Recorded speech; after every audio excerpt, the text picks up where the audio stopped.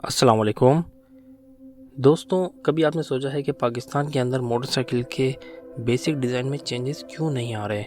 ہر سال ہر مینوفیکچرر نیا ماڈل نکال رہا ہے، لیکن موٹر سائیکل کا ڈیزائن چینج نہیں ہو رہا۔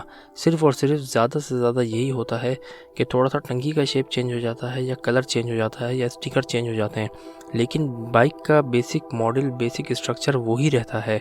کوئی بھی اس چیز کو تبدیل نہیں کر رہا۔ کسی کو اس طرف دھیان بھی نہیں ہے کہ پاکستان کی مارکیٹ کے اندر بھی نئے ماڈلز کی موٹر سائیکل آنی چاہیے، جس طرح سے دنیا جہان میں دیکھا جاتا ہے۔ ہر سال اگر نیا ماڈل آ رہا ہے تو اس کا کچھ ڈیزائن چینج بھی ہوتا ہے، لیکن ہم پاکستان میں دیکھتے ہیں کہ صرف اور صرف وہی بیسک ماڈل یوز ہو رہا ہے۔ دوستوں، اس کے پیچھے کیا ریزن ہے، کیا وجہ ہے، کیوں موٹر سائیکل مینوفیکچرر کمپنیز اس طرف دھیان نہیں دے رہی؟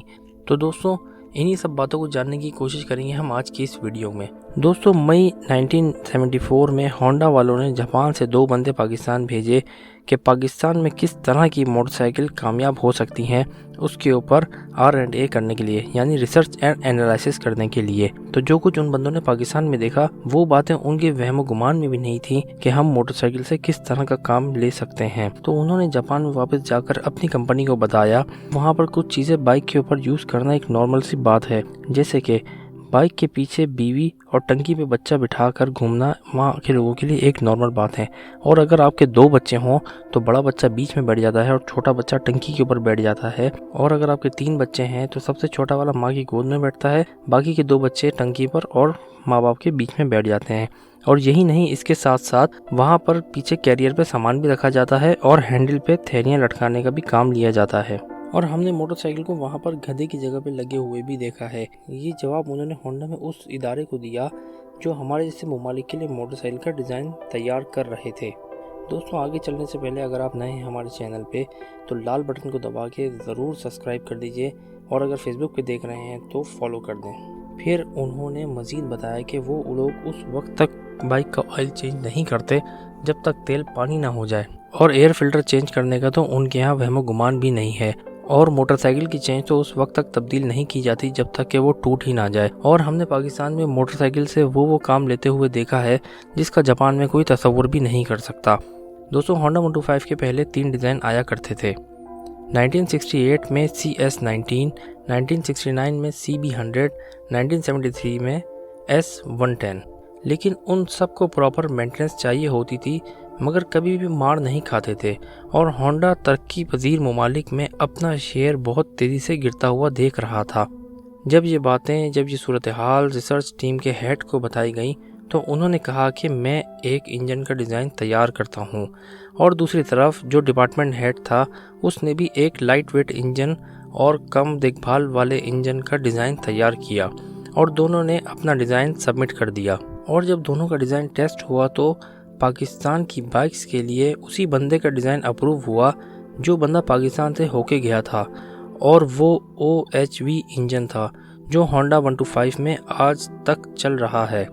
پھر ڈیزائن اپروو ہونے کے بعد ہونڈا والوں نے کچھ پوائنٹس پہ فوکس کیا تھا کہ انجن کا فیول ایوریج بہت اچھا ہو، انجن مار کھانے والا ہو، ڈیزائن مکمل پریکٹیکل ہو، اور وہ سب چیزیں ممکن ہو جن کے وہ سب لوگ عادی ہیں۔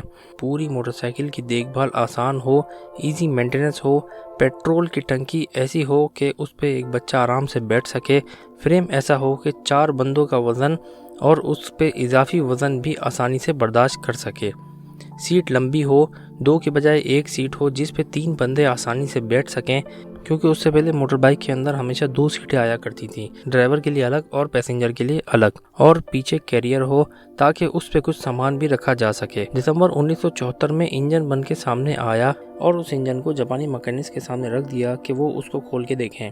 تو ان مکینکس نے انجن کو بڑے آرام سے کھول دیا اور بغیر کسی یوزر مینول کے اس کو دوبارہ سے بند بھی کر دیا۔ اب یہ بات کلیئر ہو گئی تھی کہ انجن مارکیٹ میں جائے گا تو کامیاب ہو جائے گا، کیونکہ مکینکس کو کسی کے سکھائے بغیر ہی انجن کی سمجھ آ گئی ہے۔ بینکاک اور تھائی لینڈ کی گرمیوں میں موٹر سائیکل کو کچے راستوں پہ دوڑایا گیا تاکہ انجن کے گرم ہونے اور دھول مٹی سے خراب ہونے کی جانچ پڑتال کی جا سکے۔ पेट्रोल को जगह जगह से डलवा के चेक किया गया कि कचरा वगैरह तो नहीं फंस रहा, और सब कुछ चेक करने के बाद 1975 में होंडा 125 को मार्केट में लॉन्च कर दिया गया। 1992 में होंडा 125 पाकिस्तान में बनना शुरू हो गई। अब सवाल ये पैदा होता है कि होंडा 125 का डिज़ाइन 1975 से लेकर अब तक कुछ ज़्यादा तब्दील क्यों नहीं हुआ। इस सवाल का जवाब ये है कि 2008 के बाद जापान में मोटरसाइकिल बननी ही बंद हो गई।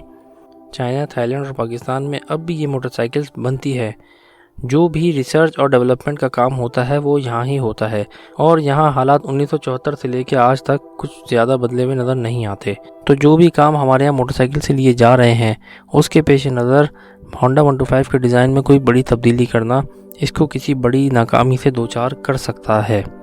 और एक जवाब ये भी है कि होंडा 125 एक यूटिलिटी मोटरसाइकिल की कैटेगरी में आती है जिसका डिज़ाइन तकरीबन ऐसा ही हुआ करता है। तो जो बंदा 125 को यूटिलिटी मोटरसाइकिल के तौर पे लेता है तो वो ये जानता है कि 125 का डिज़ाइन कस्टमर्स की ज़रूरत को नज़र में रख के बनाया गया है, और कंपनीज़ भी ये जानती हैं कि इस तरह के डिज़ाइन की मोटरसाइकिल्स में कोई बड़ी तब्दीली करना अच्छी खासी मार्केट को छेड़ने वाली बात होगी, और ये रिस्क लेने को कोई भी तैयार नहीं है।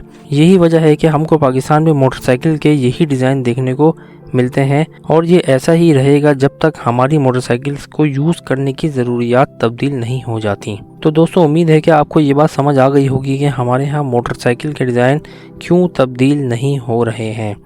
उम्मीद करते हैं कि आपको वीडियो इन्फॉर्मेटिव लगा होगा। मज़ीद इसी तरह की इन्फॉर्मेटिव वीडियोस देखने के लिए हमारे चैनल को ज़रूर सब्सक्राइब कर दें, और अगर फेसबुक पे देख रहे हैं तो काइंडली फॉलो कर दें। तब तक के लिए अल्लाह हाफिज़।